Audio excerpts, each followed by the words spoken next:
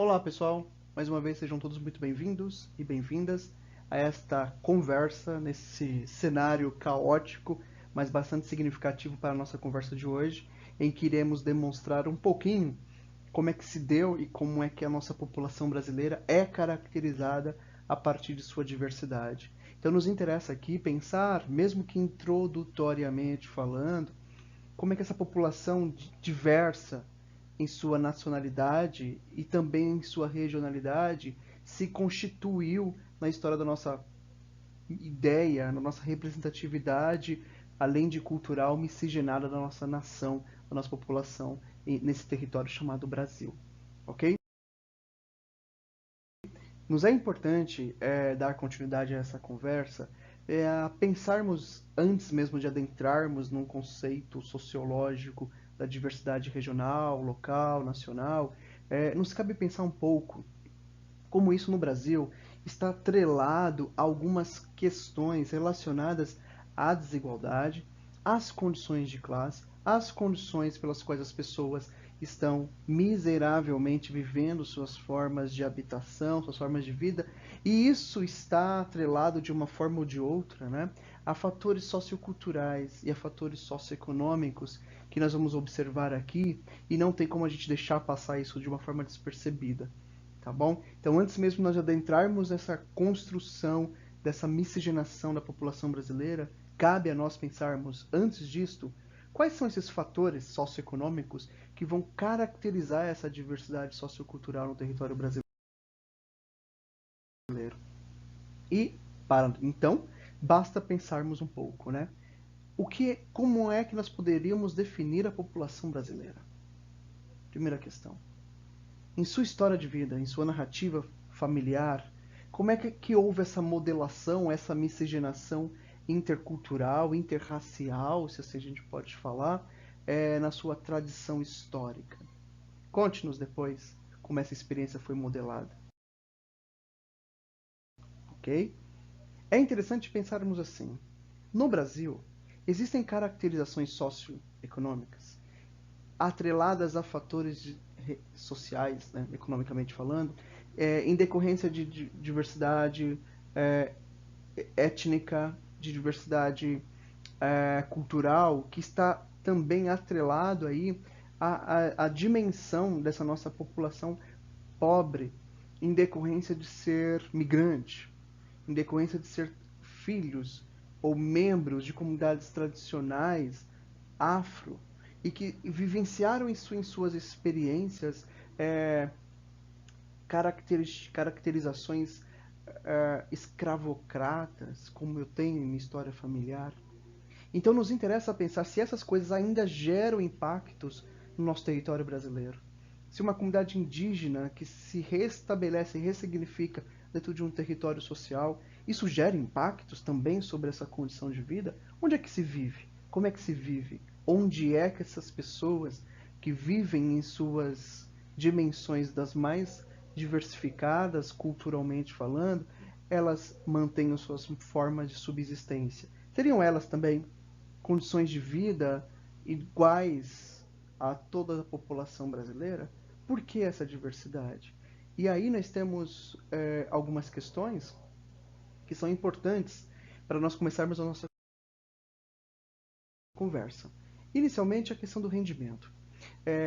Em se tratando de educação, essas populações, minoritariamente falando, descendentes de comunidades escravocratas, quilombolas, comunidades indígenas, comunidades ribeirinhas, que vivem hoje no nosso território brasileiro espalhado por todos os cantos e espaços, por que essas populações ainda estão defasadas em um processo educacional, por exemplo?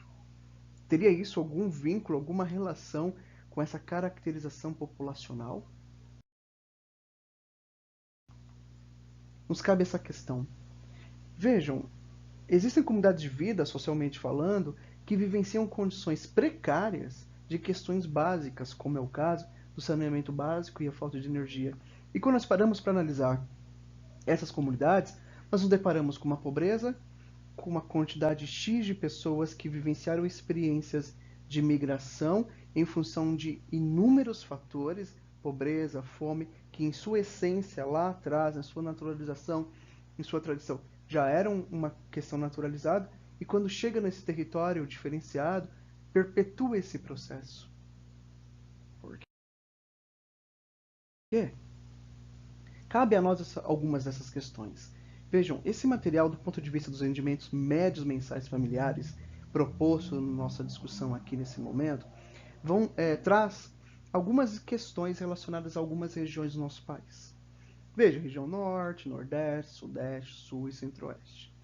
Apresentam entre si grande diversidade de situações e que em todas as regiões também há, internamente, além dessa diversidade, em suas interioridades, uma diversidade muito grande no que se refere à referência que nós temos aqui de acúmulos de bens, de salários mínimos, que nós chamamos aqui sociologicamente de rendimentos.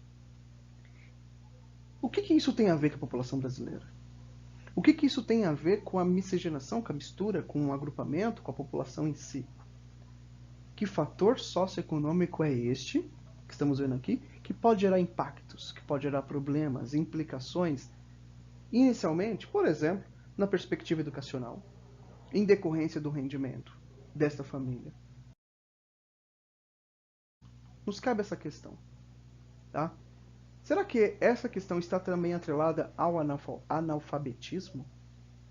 Teria esta questão da taxa do analfabetismo das pessoas de 15 ou mais anos de idade por sexo, como estamos vendo aqui, teria isso alguma resposta? Estaria esse fenômeno atrelado a esse grupo específico de uma população X, Y, Z? Poderíamos atrelá-los a esse fenômeno? Qual é o motivo dessa taxa ainda não ter sido superada? Diminuída, entre aspas, em alguns pequenos contextos, mas em sua grande maioria, em seu grande território brasileiramente falando, ainda existem problemas corriqueiros, reais, socialmente falando, no que se refere ao acesso e à garantia à educação desses múltiplos povos que vivem suas condições precárias, culturais, sociais, de vida em suas regiões. Tá? Eis aí um ponto importante para nós pensarmos um pouco nesta aula, nesta conversa. Na sequência, é interessante um outro tópico também sobre os domicílios que atualmente, essa pesquisa ela foi feita em 2000 e precisa ser revitalizada agora, possivelmente, né? 2010 teve uma nova chamada, 2020 possivelmente teremos outra, e é aí que essa questão de taxas de condomínios, de vivências e populações atreladas a essa questão do saneamento básico começa a gerar aí alguns problemas. Existem comunidades sociais que vivem em condições precárias de saneamento básico ainda no Brasil. Nem todos têm esse direito. Mas aí, se a gente parar para pensar, quem são esses todos? Quem são esses grupos? Quem são esses sujeitos que vivem essas precariedades sociais?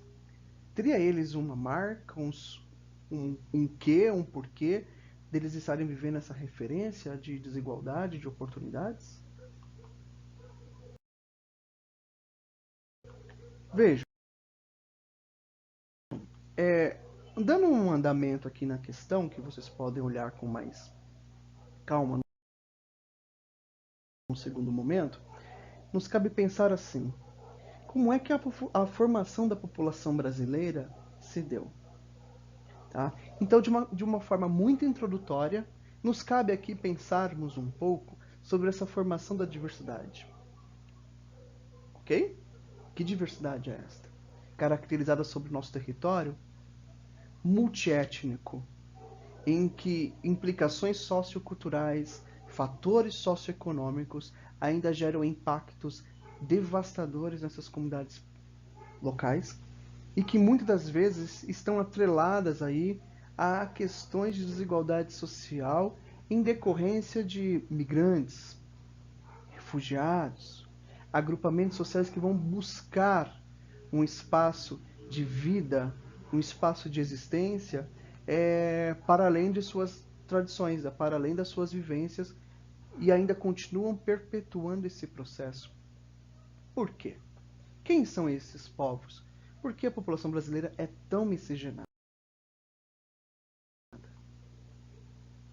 Ok? E aí, quem é o estrangeiro sob o ponto de vista sociológico? Essa discussão ela nos é interessante sobre algumas perspectivas. Vejam só. Aqui falaremos brevemente da teoria de Simmel, que vai trazer uma discussão em torno daquele conceito de estrangeiro e o conceito do viajante dentro de um território, na perspectiva sociológica, é lógico. Né? O que temos aqui são duas perspectivas completamente distintas. Simmel começa a entender, a analisar, a estudar o processo pelo qual viajantes vivenciavam experiências, entre aspas, X, Y, Z, enquanto o estrangeiro, quando vai viver tais experiências, não tem a mesma percepção, não tem a mesma vivência, não tem a mesma impressão, não tem a mesma satisfação. Por quê? Vamos tentar responder essa questão. O estrangeiro, segundo Simmel, garante uma certa posição, pela força de trabalho, talvez, em relação ao grupo em que ele está inserido. É marcada, de fato, essa posição, né, pelo fato de não pertencer ao grupo, desde o início do mesmo ou desde que nasceu. Então, temos uma marca aí. Um estrangeiro, ao chegar num determinado território, ele sempre será visto como estrangeiro. Dificilmente ele vai ser visto como um comum, como um igual nesse espaço social. Isso Simmel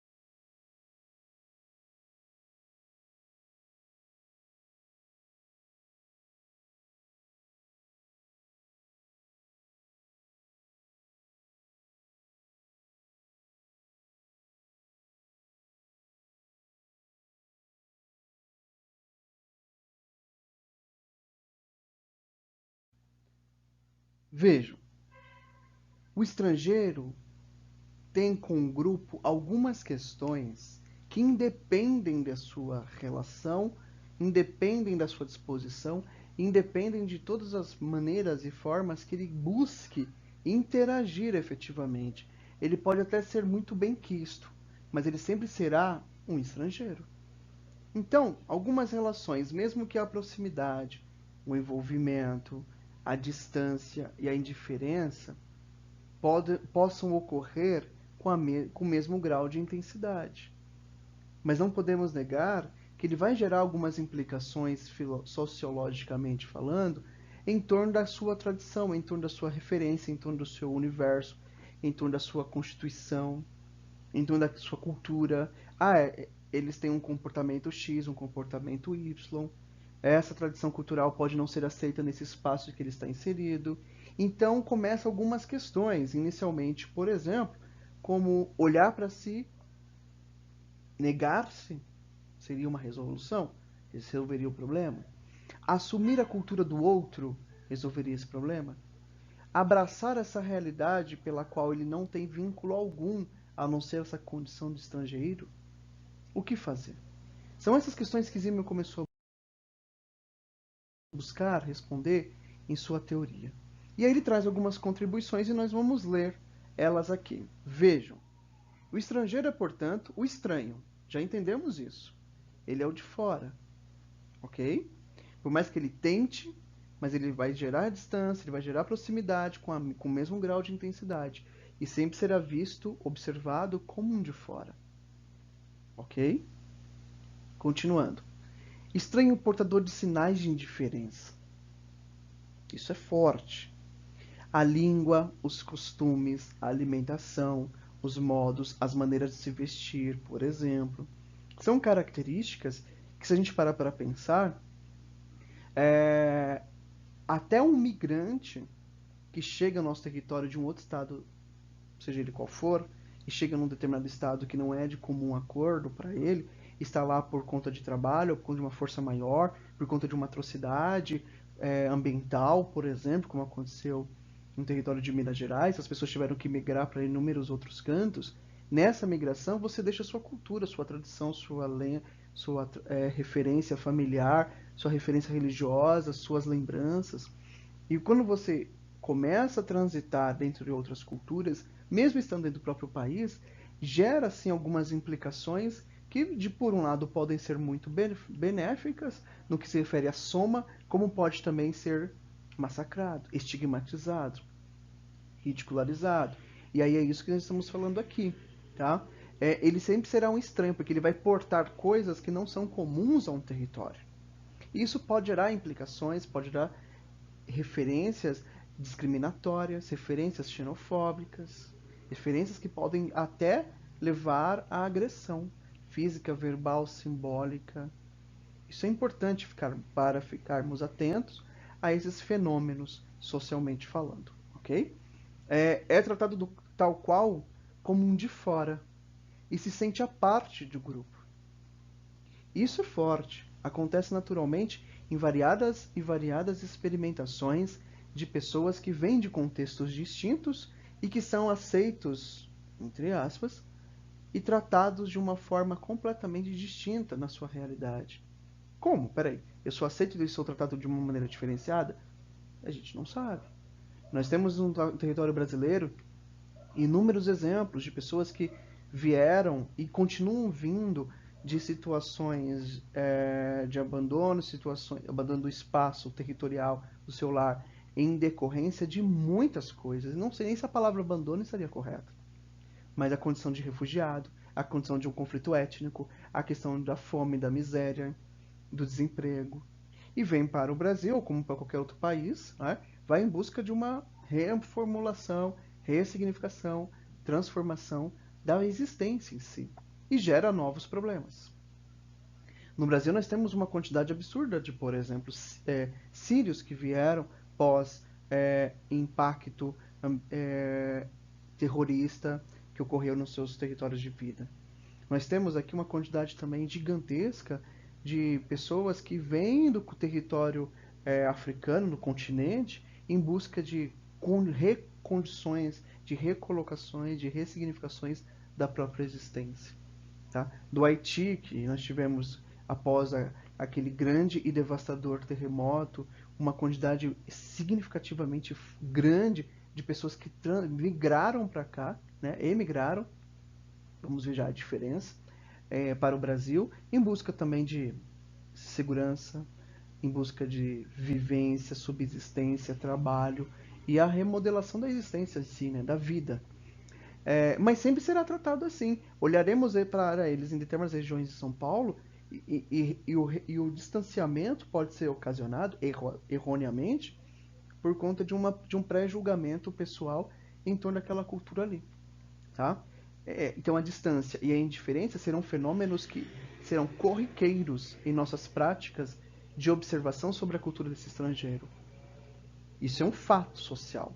Isso acontece no nosso território brasileiro e no mundo afora, né? Mas aí a sociologia, o próprio Zimmel vai trazer discussões bem interessantes em torno de dois conceitos: a aculturação, que nós já falaremos agora, e a assimilação. E aí está uma questão bastante polêmica, que nós poderíamos abrir um debate, virtualmente falando, interessante sobre esse processo da aculturação. Primeiro, o que é a aculturação? Vejam lá. Dicas. A aculturação não é sinônimo de mudança cultural. Ok? Não é difusão de traços culturais. Então o que ela é? É o conjunto de fenômenos que resultam de um contato contínuo e direto entre grupos de indivíduos de culturas diferentes. Voltando. É o conjunto de fenômenos, aquela junção de coisas que resultam de um contato. E esse contato, ele é contínuo. Ok? Então o estrangeiro chega no nosso território, o migrante chega no nosso território, um imigrante chega, um imigrante... E aí começa esse processo. Chega no território, vamos retomar lá. O que vai acontecer? Resultam de um contato contínuo. Então, um contato contínuo de um estrangeiro no nosso território brasileiro, por exemplo. E direto entre os grupos de indivíduos de culturas diferentes. Está acontecendo a socialização, a relação, por meio do trabalho, por meio das festividades, por meio da tradição cultural, está acontecendo. E que provocam pequenas, em algumas circunstâncias, mudanças nos modelos culturais iniciais. Vejam, não é que vai haver uma transformação, mas aquilo que era comum na minha tradição, no meu modo de se alimentar, no meu modo de se vestir, aqui não é tão adequado. Então eu começo a me aculturar a uma outra questão. Aquilo que era inicialmente válido lá atrás, de repente nessa junção, nessa mistura, eu começo a ressignificar algumas coisas. E nesse processo de ressignificação é onde a aculturação vai ganhar aí uma força bastante interessante para a remodelação das coisas. Mas aí nesse processo surge um outro processo, que é o da assimilação. Então a aculturação ainda é, entre aspas, democrática, ainda a gente vai se adaptando, vai se acomodando em algumas circunstâncias, mas a assimilação é um problema, porque ela vai.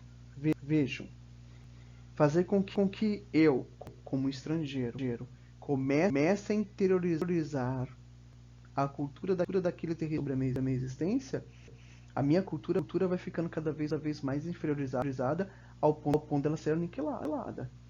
Nós temos muitos exemplos no Brasil sobre a nossa história desse processo de assimilação.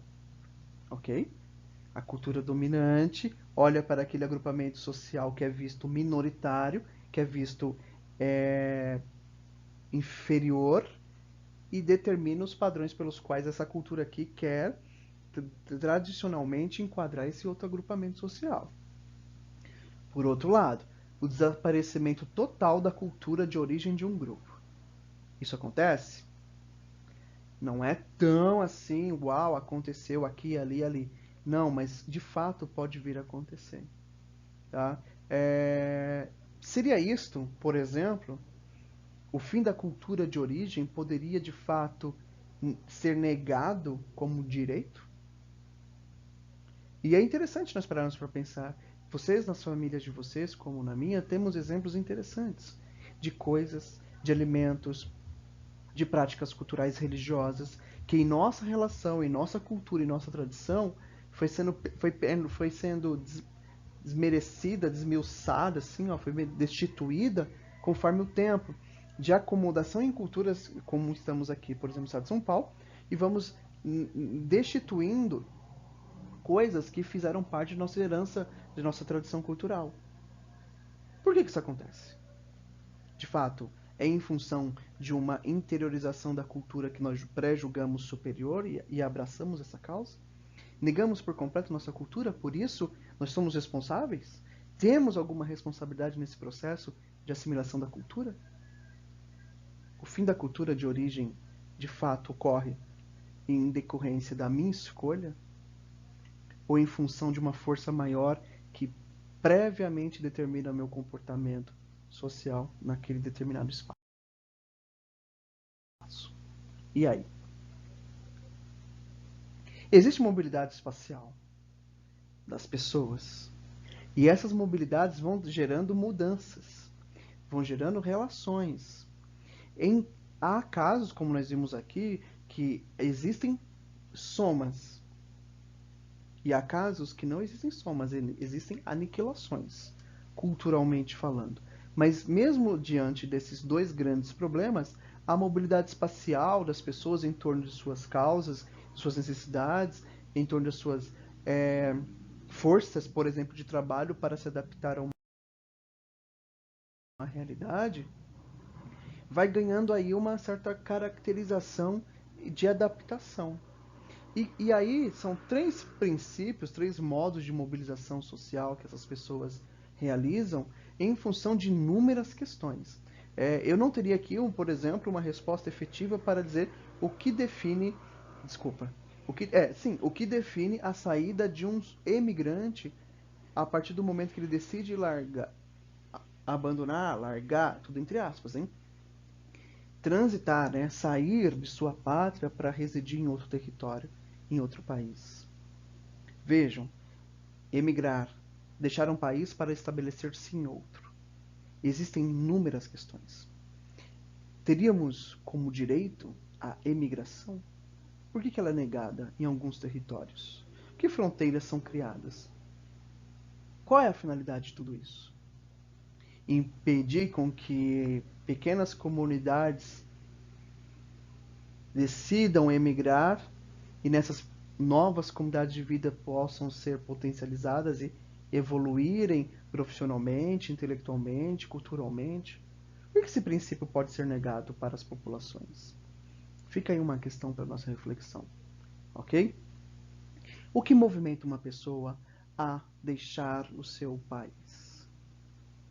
Guerra, um conflito étnico, implicações políticas, repressões políticas, fome, uma catástrofe, um impacto fortemente no meio ambiente em que essas pessoas estão inseridas, e entre muitas outras questões, ok?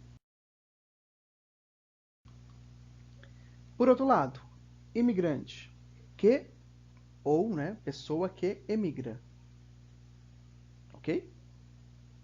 O que significa imigrar? Entrar em um país estranho para nele viver. Eu vou imigrar para um outro país. Vou viver por um período, talvez. Não é como um imigrante que vai radicalmente largar em função de seus problemas, tá?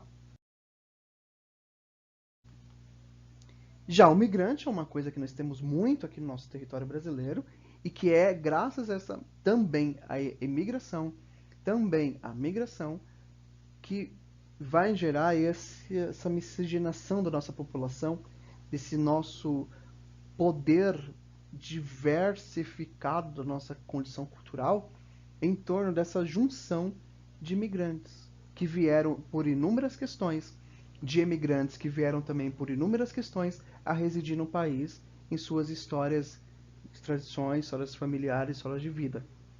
E que no país, por exemplo, nós temos estados que são caracterizados por povos que vieram de todos os cantos do mundo aí, se a gente pode parar para pensar, e foram consubstancializando dentro desses contextos caracterizações. O Rio Grande do Sul, por exemplo, é um excelente exemplo para a gente se deparar sobre a cultura europeia, como São Paulo também, como Rio de Janeiro e tantos outros estados que mantêm essa mistura de povos, de tradições, de culturas e que vai ganhando aí e dando um segmento para a formação dessa população, tá?